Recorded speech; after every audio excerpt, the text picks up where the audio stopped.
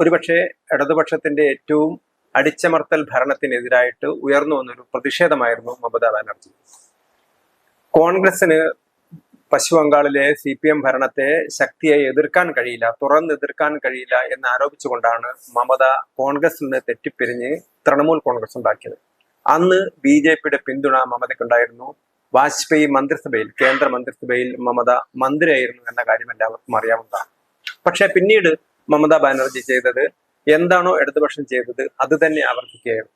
കാരണം ഇടതുപക്ഷത്തിന് വലിയൊരു ശക്തി എന്ന് പറയുന്നത് പശ്ചിമ ബംഗാളിലെ ന്യൂനപക്ഷമായിരുന്നു, പ്രത്യേകിച്ച് നുഴഞ്ഞുകയറ്റക്കാരായ വോട്ടർമാർ. കാരണം ബംഗ്ലാദേശിന്റെ അതിർത്തിയിൽ കിടക്കുന്ന സംസ്ഥാനമാണ് പശ്ചിമ ബംഗാൾ.